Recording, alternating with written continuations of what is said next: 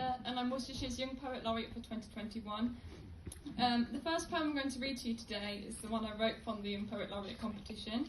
It was also the first poem I wrote in a really long time, because I really did fall out of writing, because school became a lot busier and I didn't have as much free time to write as I used to. But it's about the beauty of writing, and how being a writer never changes, and about how creative minds view the world that we live in. This is Ink Stains. Writing is a beautiful talent, only very few minds can hold. This one girl, for example, has a story to be told. She smells of books and stories, her fingers are stained ink blue.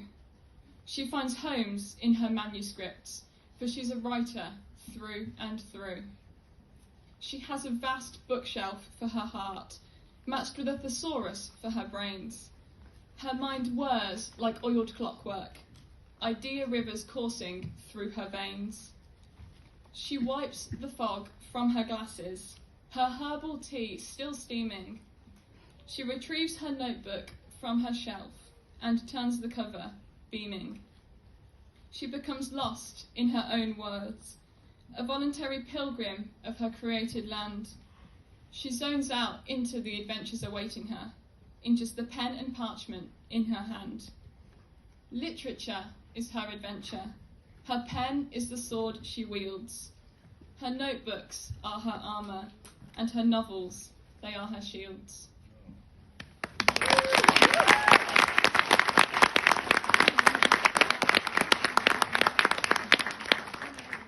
My second poem is one of my most recent poems that I've written. And I was inspired by looking at writing prompts on social media, and I just had so many ideas straight away when I saw them. And I'd just like to thank my friends for helping me when I was just texting them, asking them for random adjectives to help me write it. You'll see what I mean. This poem's called You Are. You are my coffee, soothing and cosy, liked by many, makes my cheeks turn rosy. Your looks a cake, pretty and sweet, soft and light, always a treat. Your eyes are chocolate, rich and brown, never to be greeted with a frown. Your lips are butter, smooth and creamy, they meet mine with a kiss so dreamy. Your cuddles are cookies, comforting and warm, absolute happiness in the purest form. You are my dairy, but I'm lactose intolerant.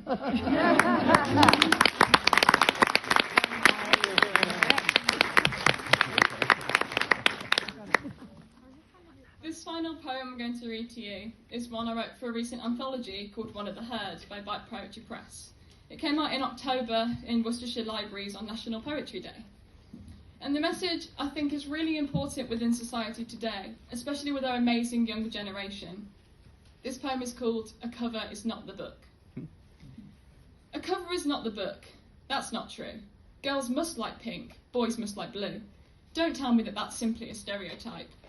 Girls wear dresses, but boys wear trousers, and people will say that it doesn't matter if girls are boyish and boys are girly, but it does. It's the root of insecurity. A stereotype doesn't do any harm. Everyone thinks that you should be yourself. No, stick to the status quo.